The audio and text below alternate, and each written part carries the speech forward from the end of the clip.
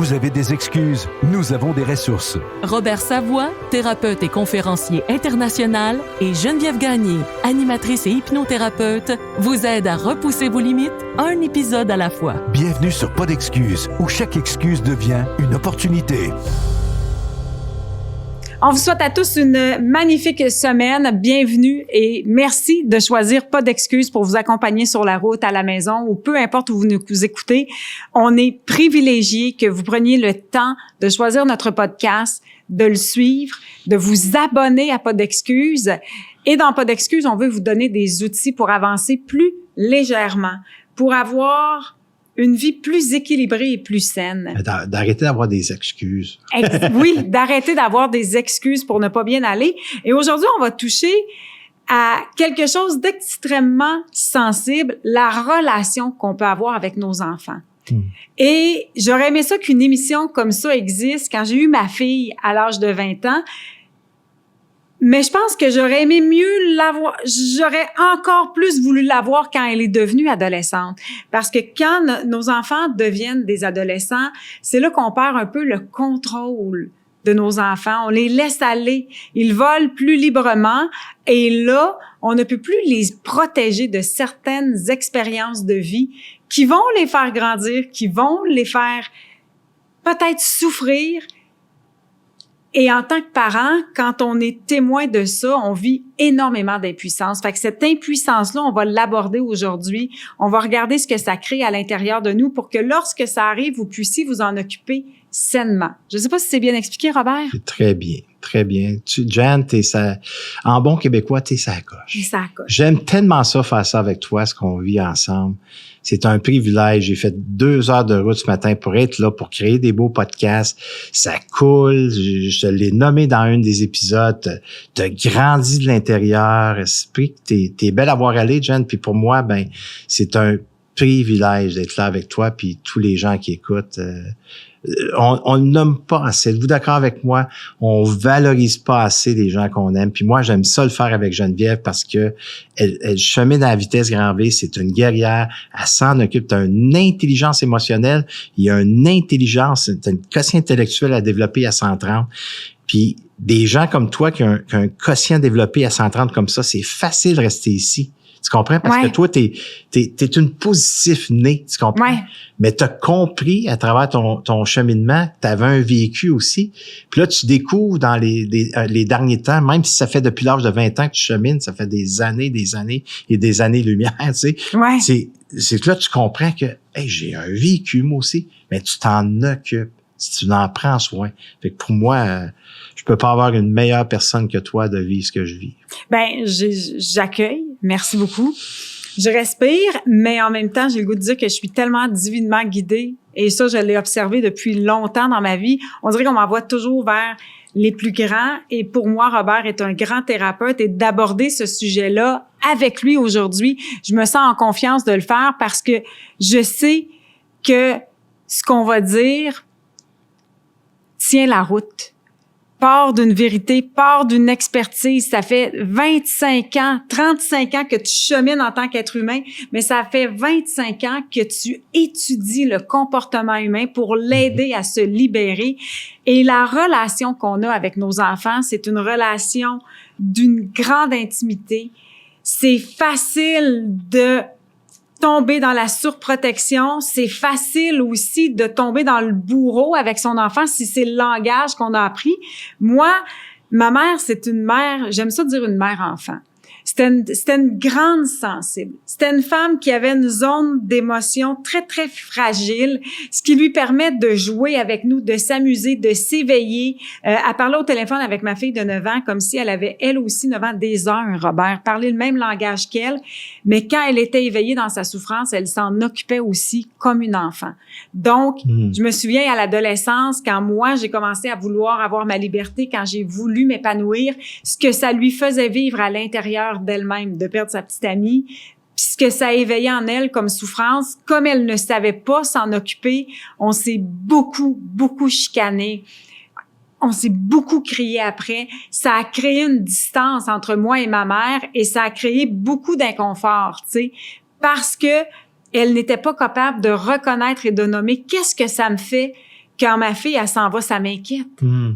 Ça m'éveille dans mes peurs. Ça m'éveille dans mon impuissance puis dans mon manque de... Tu sais, je contrôle pas son environnement. J'ai peur pour ma fille. Elle était pas capable de nommer ça. Fait que ça s'exprimait beaucoup en colère, tu sais. Hmm.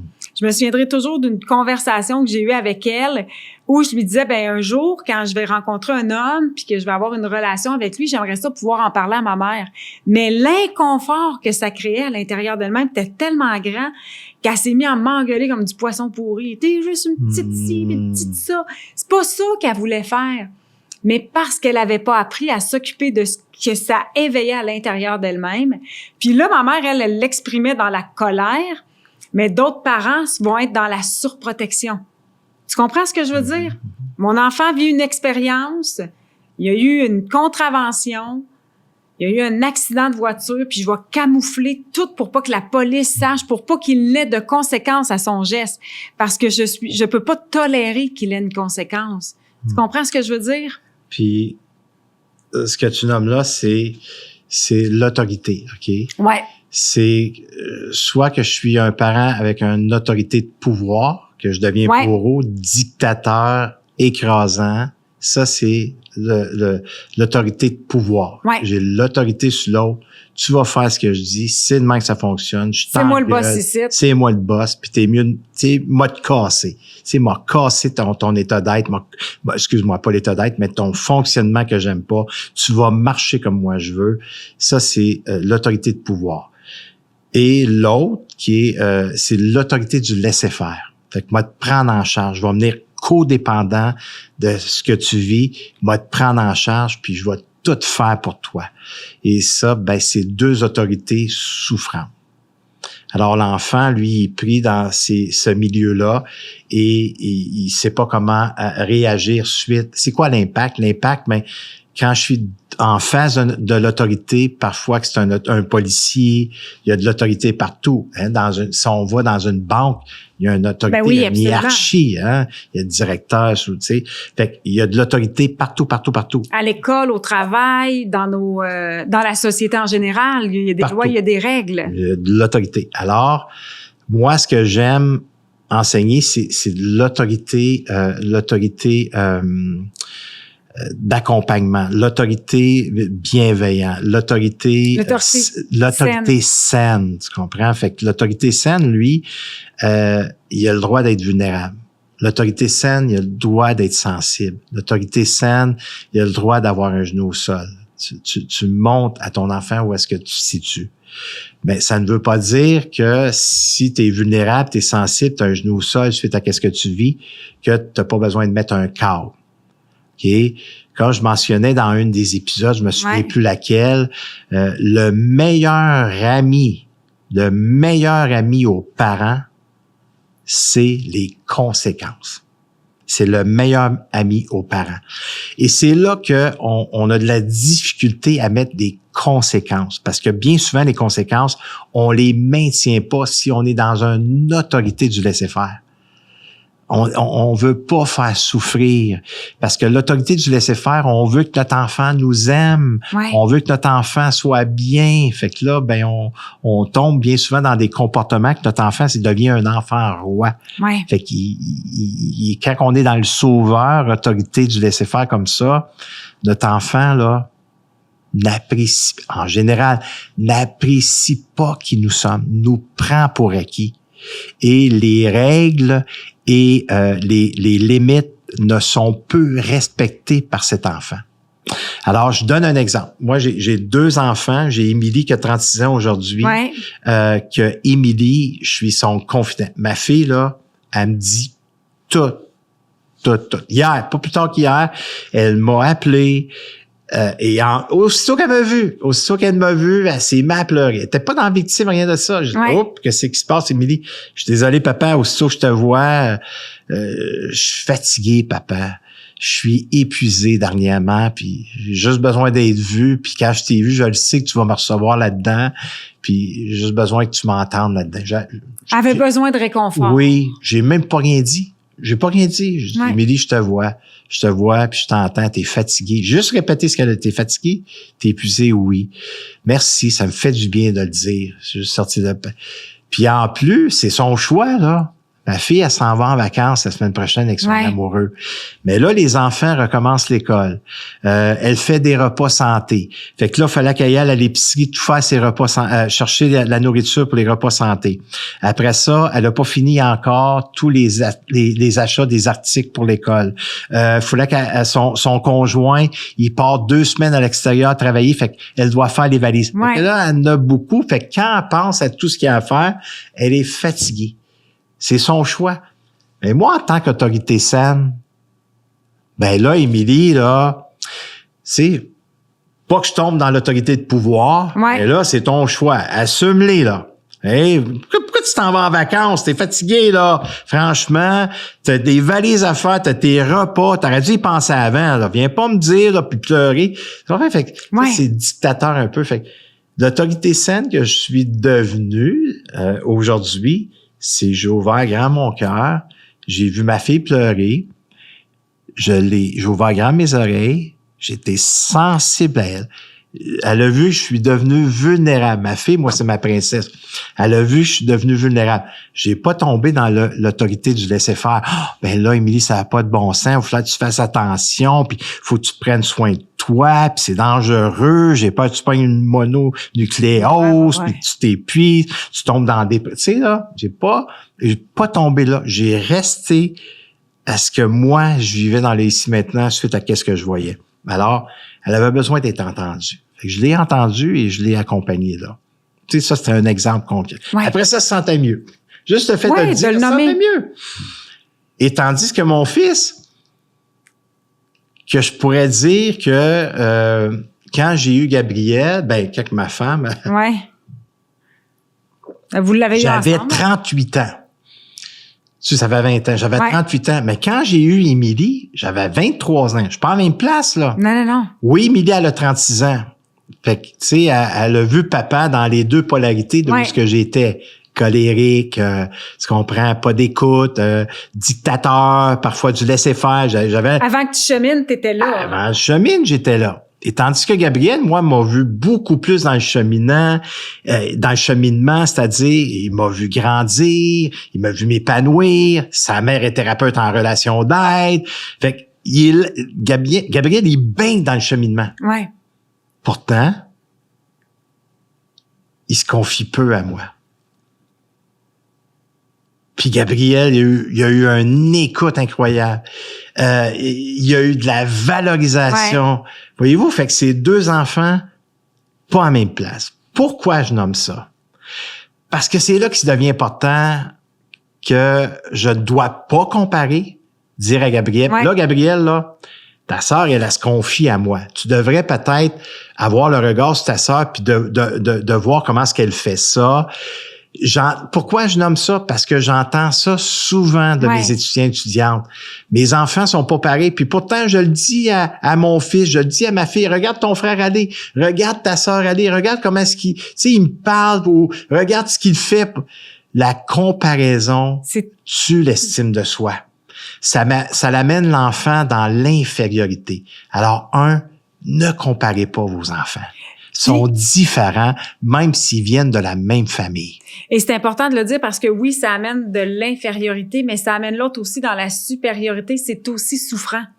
Ça l'amène parfois dans la culpabilité aussi de vivre cette comparaison-là. Oui, il se sent coupable. Puis là, parfois, c'est pas toi qui me disais ça, Jen? Ben moi, j'ai diminué ma valeur pour pas vivre cette comparaison. Exactement, avec ta sœur. Ben oui, avec ma sœur, je voulais pas. Moi, c'était plus facile pour moi à l'école. Elle, c'était plus difficile. Donc, je diminuais ma valeur à moi, mes capacités à moi pour pas vivre cette comparaison-là. Pour pas être l'exemple, puis pour pas faire souffrir ma sœur de me voir moi réussir. Fait que c'est important ce que tu dis de ne pas entrer dans la comparaison. Puis tu le sais, t'en as traité tellement de gens qui ont souffert de cette comparaison-là, que ce soit j'ai été celle qui a été mise sur un piédestal et j'ai été celui à qui on a dit ben regarde ta sœur, regarde comment elle agit. C'est extrêmement blessant pour les enfants.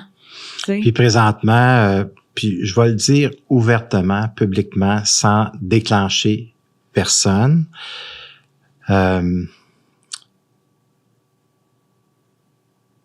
ma fille, elle a 2 beaux enfants. Ouais. Et c'est pas toujours facile monoparental. Ouais. Parce que ma fille a fait des choix pour ses enfants que je valorise. Émilie, elle est une maman, pour moi, elle s'occupe de ses enfants. Tu sais, Ouais. elle les habille bien, elle les nourrit bien. Ils ont de l'amour. Ils ont de l'amour.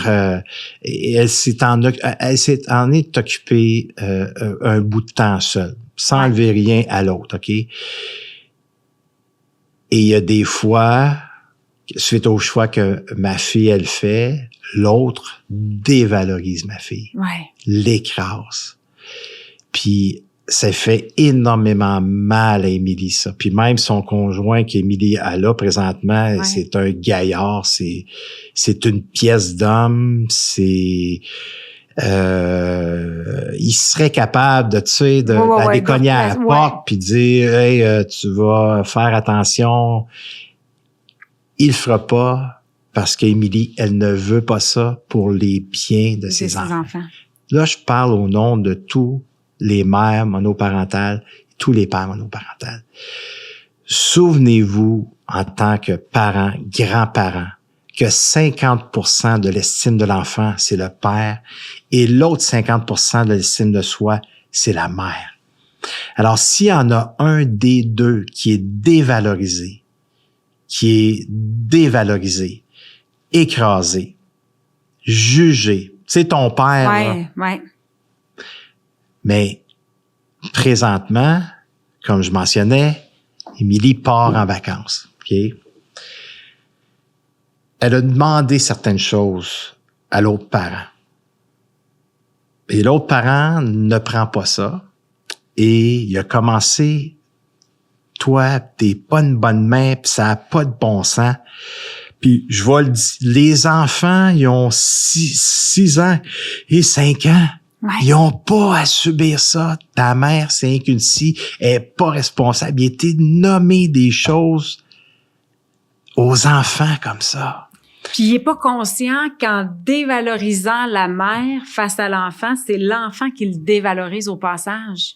Exactement. L'effet est direct. Alors là, Émilie, elle m'a appelé en pleurant, papa, tu peux pas. Moi, je suis le père, je vis de l'impuissance, j'ai juste le goût de l'étouffer. Tu comprends? Ma colère, ma frustration. J'étais impuissant devant tout ça. Je ferai jamais ça parce que je ne suis plus comme ça, puis je donnerai pas mon pouvoir à cette personne-là. Mais tout ça pour dire que je vois ma fille souffrir en tant que parent, c'est énormément... Bon, qu'est-ce que je peux faire, moi, en tant qu'autorité saine à ce moment-là? Émilie, esprit, je t'entends, puis je vis tellement d'impuissance. Qu'est-ce que tu vis?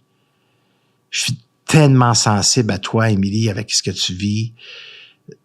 Je ne parle pas de l'autre. J'alimente pas des discussions que il est pas correct, puis c'est vraiment ingrat, puis c'est un narcissique pervers, puis c'est un fumeux de pote, puis c'est un drogué, puis je vais pas là. Je veux pas tomber dans l'autorité de pouvoir pour nourrir ce discours-là avec ma fille. Alors, je ramène toujours ma fille. Émilie, comment tu te sens? Qu'est-ce qui est là pour toi? Ça me fait de quoi de te voir comme ça et pleurer, Émilie, puis te laisser dévaloriser. Je me sens tellement impuissante que tu prennes pas ton pouvoir puis que tu mettes pas de limites. Puis ça me fait de quoi, Émilie, de te voir comme ça? Mais en même temps, Émilie, j'ai besoin de te dire, exprime-moi, papa, là. Puis quand je te dis, je suis tellement sincère, Émilie, là, t'es tellement une bonne mère. Moi, je vois ce que tu fais pour tes enfants. Tu leur donnerais ton cœur, OK?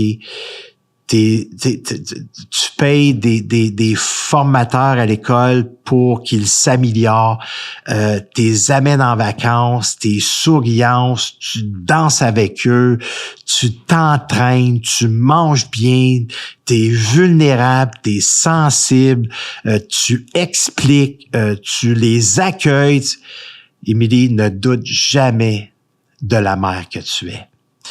Là, Émilie, là, t'en allais en vacances, là, T'es après montrer à tes enfants qu'une femme, ça a une colonne. T'es après montrer, ça me touche de te dire, là.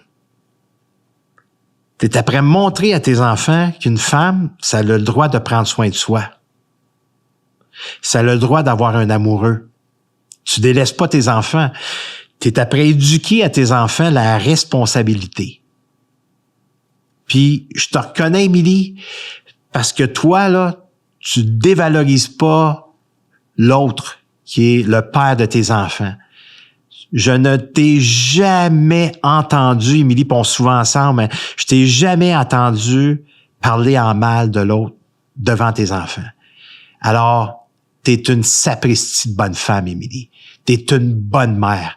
Et là, elle pleure, puis je pleure avec elle. Je pleure avec elle parce que je vis tellement d'impuissance.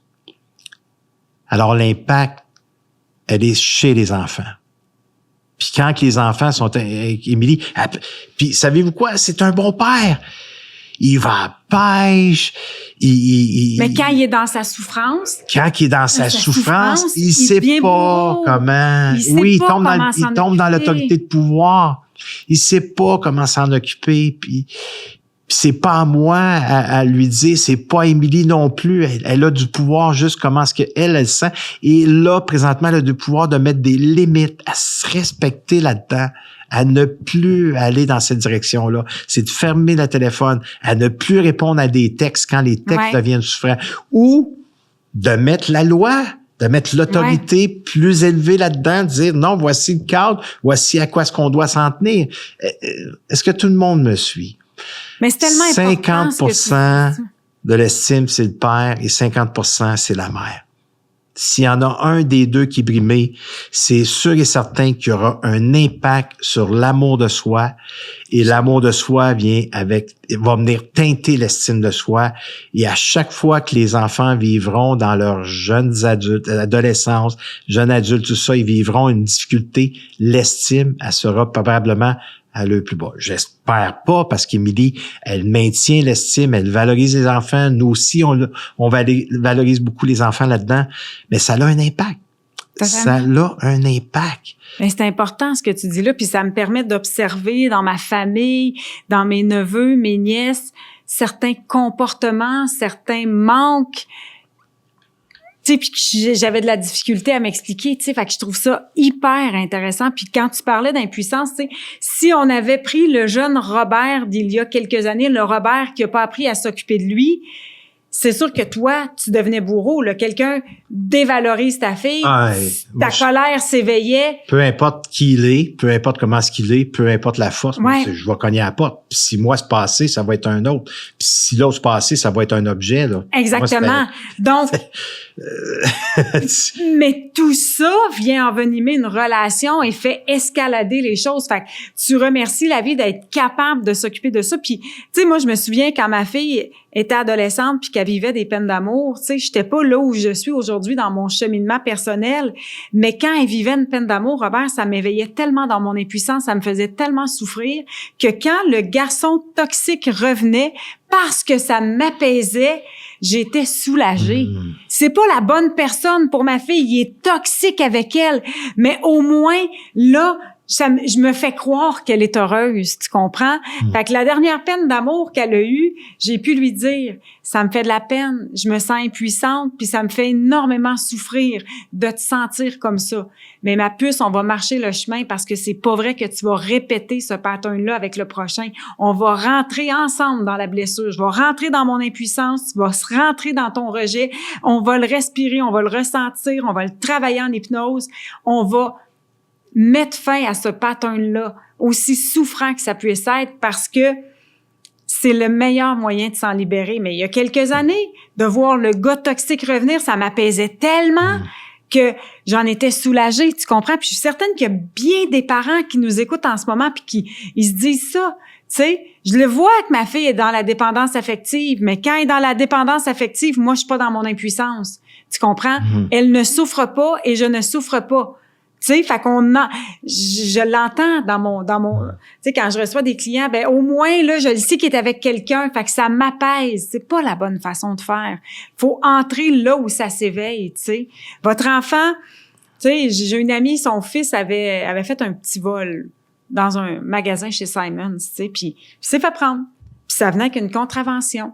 Elle, là, ça l'a tellement éveillée dans son impuissance que son fils, qu'elle trouvait jeune pour payer 300-400 $ d'amende, puis là, elle voulait appeler chez Simons, puis convaincre Simons d'y enlever. Puis j'ai dit, non, là, t'es pas à bonne place, là.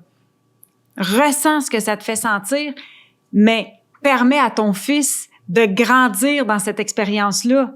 Tu sais, permets à ton fils d'avoir la conséquence de ce que c'est de voler, parce que s'il l'a pas là, ça va peut-être être un plus grand vol tantôt, tu comprends? Mais parfois, quand on est parent, quand on est éveillé dans cette impuissance-là, c'est tellement souffrant et ça nous fait avoir des comportements qui ne sont peut-être pas les bons si on ne sait pas s'en occuper. Si on ne sait pas s'en occuper. Tu sais, puis ça m'amène à une histoire. Moi et Nathalie, on était on avait tout inclus dans je me souviens plus quel pays. Quelle destination, mais on arrive puis on est assis en face d'un couple. On arrive sur le resort, l'endroit, puis un beau couple âgé. On se met à jaser, puis on les trouve vraiment intéressants, tu sais, puis fait qu'on décide d'aller souper ensemble. Fait qu'on part, on va souper ensemble. Puis là, on échange. À force d'échanger, ben là, le monsieur et la madame commencent à nous conter leurs histoires. Puis le monsieur, lui, il avait 5 enfants. Puis sa conjointe, elle a décédé. Et est venue veuve, jeune, très jeune, avec des jeunes enfants. Elle, aucun enfant. Elle est tombée amoureuse de ce monsieur-là, puis elle a décidé d'aller rester avec le monsieur. Et les enfants lui disaient, toi, là, tu vas arrêter de me dire quoi faire, t'es pas ma mère. Puis elle, à chaque fois que l'enfant disait ça, c'est temporaire. C'est temporaire. Je suis la belle-mère, je ne suis pas la mère, mais ce que je vis présentement, c'est temporaire. Les règles qu'on a mis en place, moi et mon conjoint, elle se disait ça à elle. Ouais. Moi et leur père, c'est clair, c'est précis. Mon amoureux, c'est ça qu'il veut pour les enfants. Il m'a autorisé à prendre ma place. Il m'a dit à mettre des limites, à faire les repas que je veux. S'ils sont pas contents, ben qu'ils ne mangent pas. C'est ça qu'on a à manger ce soir. Puis si j'ai besoin de leur dire quelque chose qui a rapport avec la famille, qui a rapport avec l'école, qui a rapport au bien-être, j'ai le droit de verbaliser, exprimer ce que je veux. Alors, c'est un entente de la base, moi. Tout à fait. Voyez-vous, fait que les deux, ils étaient en accord en tant que parents tu sais, c'est quasiment monoparental, là, tu sais. Oui, c'est ça. Ben, c'est que tu arrives dans une relation de beau-père-belle-mère qui est, selon moi, encore plus fragile parce que l'amour inconditionnel n'est pas au centre de cette relation-là. Et on vient de deux éducations complètement différentes. Alors, faut établir qu'est-ce que moi je suis prêt à dire à tes enfants et qu'est-ce que tu me permets aussi, jusque où je peux aller. Ouais. Puis aussi, ben voici moi mes enfants jusque où tu peux aller. Où est-ce que tu peux intervenir? Mettre un cadre clair et précis. Ce qu'on doit prendre conscience, c'est que l'environnement, c'est quoi ça l'environnement? L'environnement, c'est le lieu, c'est la maison, OK? C'est où qu'on est déclenché bien souvent. T'as pas nettoyé le salon, t'as pas nettoyé ta chambre, la salle de bain, t'as pris mes affaires. Fait que ça, c'est l'environnement. Ouais. Fait que bien souvent, c'est là qu'on n'a pas structuré. C'est là qu'on n'a pas mis de cadre. Et c'est là qu'on est déclenché bien souvent. C'est votre environnement à vous et à elle ou à lui. Alors, qu'est-ce qu'on veut? La salle de bain, là, moi, là, j'ai le 3e tiroir. Dans le 3e tiroir, il y a mes lames à rasoir, il y a ma crème à barbe, il y a mes huiles, je suis le barbier, j'ai pris une crème pour ma barbe, que je mets ça dedans, je veux sentir bon. Il y a mon parfum, il y a mon coupe-ongles. Ça, là, c'est mon tiroir. Ce tiroir-là, là, tu touches pas à ça, mon fils. Mon gars, là, tu touches pas à ça. Si tu as besoin de quelque chose, déodorant, peu importe, tu me le demandes. C'est-tu clair, ça? Parce que il y aura des conséquences. Puis les conséquences, ça va faire en sorte que je ne t'achèterai plus tes choses. C'est-tu clair? Ces choses, c'est son déodorant parce que je le paye encore. Bon. Ouais. Ça, c'est mon territoire. Ouais. Fait que quand ça, c'est clair, ta chambre, c'est ta chambre. Ici, tu es un invité. Mais le salon, la cuisine, la salle de bain, les 2 salles de bain, ça, c'est chez moi. Ça, là, t'es dans mon royaume. Alors ça, je veux que ça soit propre. Tu laisses traîner quelque chose, conséquence, moi, je te garantis, c'est dehors. Que ce soit un vêtement que tu as payé cher ou quoi que ce soit. Est-ce que c'est clair avec toi? Alors, quand on est dans une famille reconstituée, qu'on met le cadre clair et précis, ça se peut que je sois entendu. Si je ne suis pas entendu, quel est le meilleur ami des parents? C'est les conséquences. Les conséquences que vous allez mettre en place, assurez-vous que vous allez les respecter. Si tu n'es pas pour respecter la conséquence que tu vas mettre en place, mets pas de conséquences. Mets quelque chose de plus facile parce que ça va venir dévastateur. Alors, si on revient... Je vais donner juste un exemple de conséquence. Juste donner un exemple. Mon chum, quand il va en visite quelque part, la conséquence des enfants qui n'écoutent pas, c'est jamais on va s'en aller parce qu'il dit, moi, ça me tentera pas de m'en aller. Fait que c'est pas ça que je dis. Fait que c'est ça que tu vas dire. Mettez une conséquence que vous allez être capable d'appliquer. Si vous dites, je vais jeter ton sac d'école si tu fais pas tes devoirs, mais vous serez pas capable de jeter le sac d'école, mettez autre chose. Juste pour que les gens comprennent bien ce qu'on veut dire. C'est clair et précis. Et la dame, elle disait toujours ça. C'est temporaire. Fait qu'elle critiquait pas les enfants, puis elle s'est pas privée d'être une autorité saine, puis leur donner de l'amour. Puis cette dame-là, elle a commencé à nommer, en parlant avec son conjoint, chérie, est-ce que tu me permets de dire à tes enfants, de nommer comment est-ce que je me sens quand ils me disent ça? Ouais. Puis il a dit oui, mais pour les premières fois, j'aimerais ça être présent pour savoir comment tu le nommes, puis j'aimerais ça savoir aussi comment ils te reçoivent là-dedans si j'ai besoin d'intervenir. Parfait. Fait qu'ils ont fait un pacte ensemble. C'était clair et précis dans la famille reconstituée. Puis elle avait pas d'enfants, OK. Et là, elle a commencé à dire, ça me fait de la peine quand tu me dis ça. C'est vrai que je suis pas ta mère, puis je le saurai jamais ta mère. Mais par contre, je suis l'amoureuse de ton père, puis je le sais que ça semble te déranger, mais ça me fait de la peine.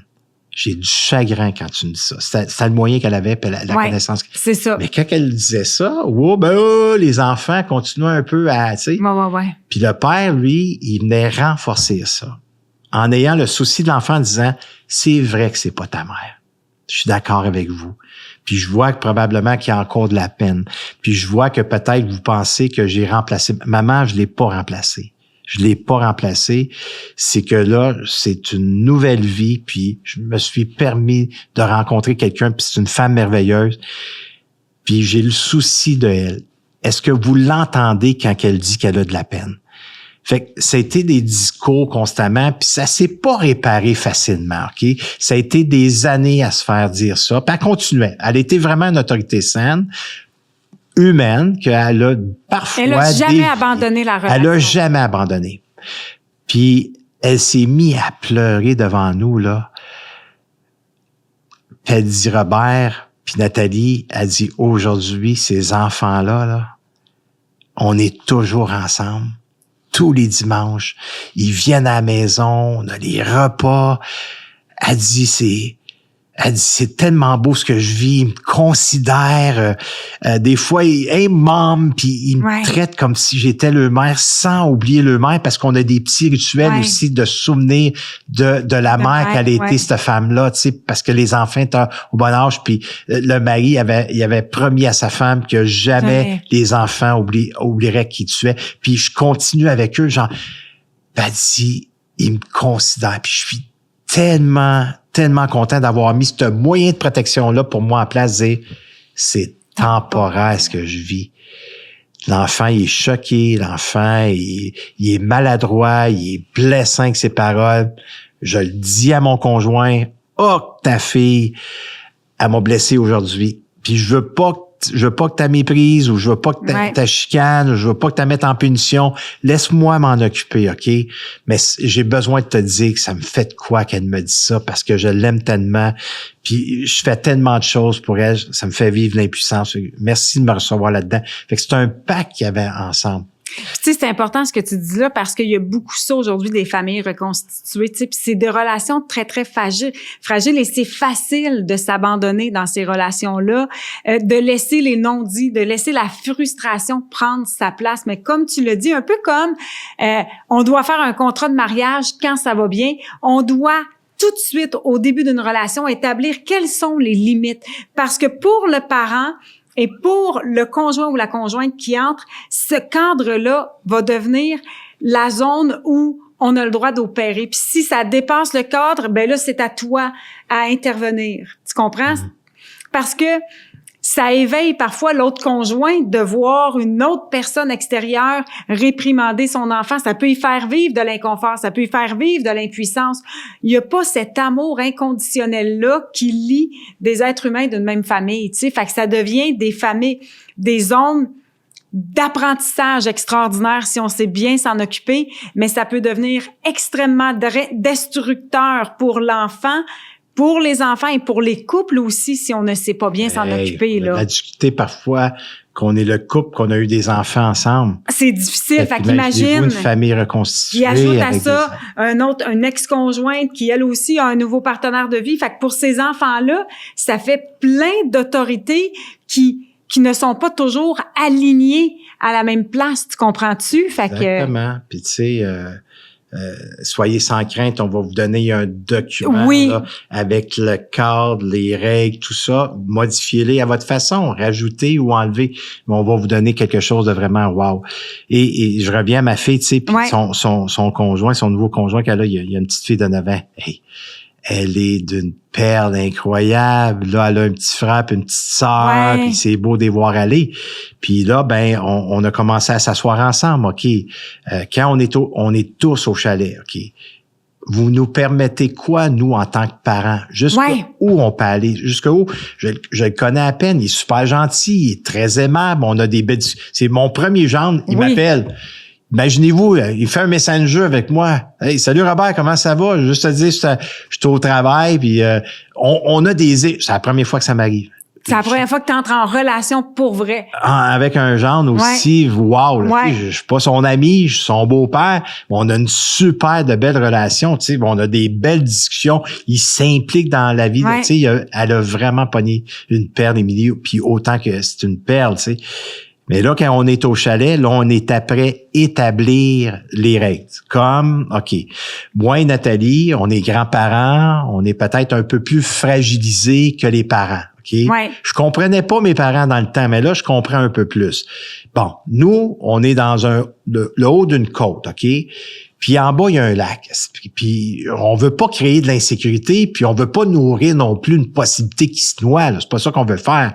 Mais on a dit à Émilie puis Nick, les enfants, même celles de 9 ans, là, on peut-tu mettre de quoi en place? Si les enfants décident d'aller aussitôt qu'ils traversent la 3e marche, là, la limite, c'est la 3e marche, qui doivent avoir le sauveteur.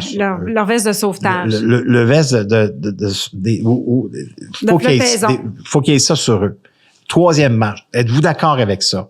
Bon, oui, on est d'accord avec ça. Ça vous sécurise? Nous, ça nous sécurise parce qu'on n'est pas toujours là. Et aussi, ben, quand on est là, c'est vite arrivé. On nourrit pas ça comme pensée. On est là pour créer des souvenirs, tout ça. Vous êtes responsable autour d'un lac. Exactement. Voici. Bon. Maintenant, OK, la règle est là. Nous, on peut aller jusqu'où? Pour la faire appliquer. Pour la faire appliquer. Est-ce qu'on a le droit de le dire? On n'est pas les parents, là. Fait qu'on a-tu le droit que si on voit qu'ils l'ont pas mis, dire « Hey, on va pas en bas ». Fait que c'est quoi les conséquences? Fait que là, ils sont après établir les conséquences, tout ça, si jamais ils n'écoutent pas la règle. Ça, c'est un. Le respect entre eux.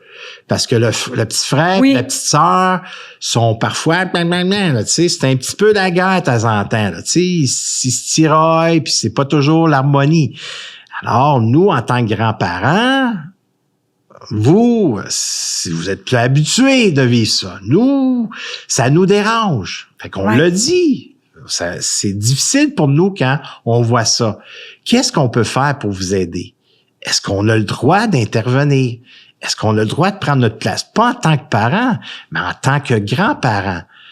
Puis là, en tant qu'autorité saine. En tant qu'autorité saine. Quand papy ne veut pas ça, on se tiraille pas. Prochaine fois que vous le faites, conséquence. Fait que là, il y a un petit banc. Ils doivent aller réfléchir.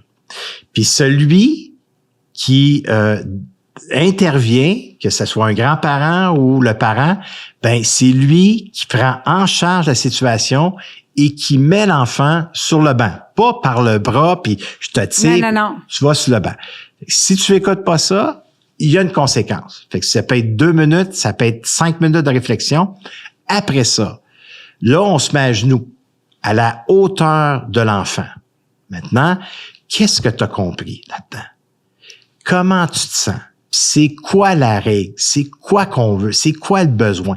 Fait que là, un par un, on dit pas tout ça en même temps pour perdre l'enfant. Fait qu'on y va étape par étape. Alors, on est pareil dans l'autorité saine, des consignes une par une. Et c'est le même parent qui a mis la conséquence qui va un peu faire, je vais dire réparation, mais qui va rétablir la relation. Exactement. Puis les autres ne font rien, n'interviennent pas. À moins que ça pourrait dégénérer ouais. ou que le parent ou plutôt le grand-parent dit quelque chose qui est, le parent, nous, on n'intervient pas. Ouais. Si on voit des choses où on reprendra pas le parent devant l'enfant. Par la suite, on va intervenir. La façon que tu as parlé, j'ai trouvé ça difficile. Ouais. Moi, je trouve que ce langage-là n'est pas approprié pour éduquer un enfant. Ça, c'est des règles qu'on a ensemble. Fait que ça a été établi, ça a été dit, ça a été nommé. Alors, tout ça fait en sorte que, mon Dieu, c'est beaucoup plus agréable. Beaucoup plus harmonieux. Beaucoup plus harmonieux, beaucoup plus plaisir. Il y a une cohérence pour l'enfant aussi. Les enfants, ils savent de jusqu'où est-ce qu'ils peuvent aller, où est-ce qu'ils n'ont pas le droit, où est-ce qu'ils peuvent aller, point. Parce que sans ça, on a acheté le chalet. C'est quoi le but et l'intention du chalet? C'est de créer des souvenirs. Ouais. Ben, si on s'en va là à chaque fois, puis se dire, j'ai hâte de partir. Vous, c'est à votre chalet, mais pas. ça peut être dans la maison familiale aussi, quand ils viennent avec leurs enfants. Ça me déclenche. Moi, ma mère, c'était une mère très enfant, puis elle avait pour son dire, c'est pas mon rôle d'éduquer les enfants. C'est pas mon rôle de... Mais là, c'est parce que tu gardes ma fille à temps plein. On peut pas la laisser être sans lui donner de cadre. Ça va complètement... elle va se perdre là-dedans, tu comprends-tu? Fait que c'est des relations qui sont tellement sensibles, mais quand on sait s'en occuper comme tu l'expliques si bien, ça fait des relations harmonieuses, ça fait des enfants qui ont le droit d'exister, mais qui comprennent un peu les limites acceptable parce que on a tous des limites affectives. C'est pas parce que je suis la belle-mère que j'ai pas une limite affective. C'est pas parce que t'es le grand-père que t'as pas une limite affective. Chaque être humain a sa propre limite affective. Fait que pour éviter de se blesser inutilement, de connaître les limites, c'est quelque chose d'extrêmement sain. Et trop souvent, par besoin d'être aimé, par besoin d'être reconnu, puis surtout en tant que parent, ça arrive, mais parfois aussi en tant que beaux-parents, on veut tellement se faire aimer des enfants de son conjoint, on veut tellement qu'on pallie à ces bases-là. On banalise, banalise, surtout si c'est une famille reconstituée. Ben oui. Ben non, je dirais pas rien à la petite fille parce que le conjoint aimerait peut-être pas ma fille ou il m'aimera pas, fait que là je veux être dans le plaire. Non, c'est de le faire avant, c'est de créer ça avant. Qu'il arrive des situations plus difficiles. Écoute, on va vous mettre un document complet qui va vous aider à mettre le cadre. Vous allez pouvoir vous asseoir entre conjoints, entre parents pour établir ce cadre-là, comme un contrat, comme on le ferait pour un contrat de mariage. Ben, comme Nancy Doyon, parents les deux, et une spécialiste, c'est ce que j'aime de Nancy, c'est contrat relationnel. Exactement. T'sais, toi, tu fais la vaisselle, parfait, on conclut ça. Moi, je fais la vaisselle bien souvent au chalet. OK? À la maison. Ça, c'est un contrat relationnel. Nathalie, elle sait que c'est moi qui fais la vaisselle. Le lavage, contrat relationnel, c'est Nathalie qui fait le lavage. Je peux pas toucher au lavage chez moi. Elle, c'est elle qui le fait, c'est elle elle aime ça faire le lavage. Ben oui. Moi, il a amené le mien, j'haïs ça. En même temps, elle va le laver. Savez-vous ce qu'elle a fait? Elle met pas ça dans la sécheuse non plus. Non, moi non plus. Elle met ça dehors. Et là, elle prend le linge. Je vais le filmer puis je vous envoie ça, je vous le jure. Elle est pas folle, OK, Nathalie, là. Mais elle existe beaucoup dans son lavage. Écoute, après un morceau, là, je te dis, là, je la regarde. Des fois, je suis sur le balcon, je la regarde, là, elle prend le linge, puis elle fait... Là, elle met sa corde à linge. Elle adore respirer la senteur, là, tu sais, puis elle l'a lavé, elle a pris soin. C'est fait avec amour. Tu sais que tes chemises, comme elles sont propres et bien repassées. C'est fait avec amour. Ils sentent le feu parce que la corde à linge est juste contre le feu. Elle est au chalet. Ouais. Fait que tu comprends, ça, c'est des contrats relationnels. Puis c'est Nancy Doyon, parents les deux, qui disait ça. Puis on le sait où est-ce qu'on s'en va. Oui. C'est clair, c'est sécurisant, c'est précis. On a le droit à une autorité. Souvenez-vous qu'une autorité saine, ça a le droit d'avoir un genou au sol, ça a le droit de dire comment est-ce qu'il se sent, comment est-ce que tu te sens, ça a le droit d'être vulnérable, ça a le droit d'être imparfait. Mais reprenons-nous. Revenons parfois à dire à l'enfant, regarde, j'ai glissé. Papa, il a élevé la voix. Je n'aurais pas dû élever la voix. Je vois que je t'ai fait peur. Comment est-ce que tu te sens? Qu'est-ce qui est là pour toi? Je vais juste le nommer. Alors, voilà. Mais merci, Robert. C'était fort instructif. Puis je pense qu'il y a beaucoup de parents à l'écoute qui vont se sentir bien à l'écoute de ça, qui vont dire, hey, peut-être qu'on avait oublié cette base-là qui est tellement importante. Et t'as dit un mot tellement important. C'est sécurisant pour l'enfant. Sécurisant. D'avoir ces limites-là. Oui. Tu sais, on le sait en tant qu'adulte, quand on sort de notre zone de confort, à quel point ça nous éveille. Ben, imaginez l'enfant qui ne sait pas trop. Une journée, je peux faire ça, le lendemain, je peux pas. Une journée, c'est oui, le lendemain, c'est non. Puis il y a pas trop de conséquences quand je fais quelque chose de mal. C'est insécurisant pour lui. Donc, donnez-lui un cadre sécurisant. Et quand c'est fait dans l'harmonie, tu sais, si vous êtes en couple présentement, petite idée comme ça, vous avez un conjoint, vous avez des enfants, mon Dieu que ça va bien. Établissez donc le contrat relationnel en cas de séparation. C'est pas qu'on veut planifier ça, mais si ça arrive dans quelques années puis que le chum arrive avec une nouvelle blonde, ben le contrat avait été établi alors qu'on était encore dans l'amour inconditionnel. On sauve énormément de troubles. Parfait. Ben merci beaucoup, Robert. Merci, Jen. Merci tout le monde. Et pour avoir l'outil qui va vous permettre de cheminer et de faire vos propres contrats relationnels, vous allez sur pasdexcuses.com. Tous les documents sont là. On vous remercie de nous choisir pour avancer. On fait ce podcast-là avec tellement de cœur et tellement d'amour et on le fait parce qu'on est tous les deux dans la contribution, parce qu'on veut que les gens se sentent mieux, qu'il n'ait plus d'excuses pour toucher à leur bonheur. Alors, c'est un immense plaisir de vivre ce podcast-là avec vous. Vous pouvez nous suivre sur les médias sociaux. Si pour vous, le petit investissement pour avoir accès aux épisodes maintenant, ça n'entre pas dans votre budget, sachez que l'épisode devient gratuit au bout d'1 mois et demi. Et pour les fidèles qui ne sont pas capables d'attendre, bien, on vous remercie énormément de nous permettre de produire ces épisodes-là qui ont un impact et qui vous permettent d'aller mieux. Merci beaucoup, Robert Savoie. Merci. Pour les actualités de Robert, vous allez sur robertsavoie.com, conférences, retraite, coaching d'accompagnement également. Et moi, je suis disponible pour des rencontres en privé à genevièvehypnose.com. Bonne journée tout le monde. Merci, Robert. Voilà, c'est tout pour cet épisode. Pas d'excuses, juste des actions. Partagez-nous vos impressions, commentaires ou suggestions à info@commercialpasdexcuses.com. Merci d'avoir écouté Pas d'excuses. On se retrouve au prochain épisode et d'ici là, faites de chaque excuse une opportunité.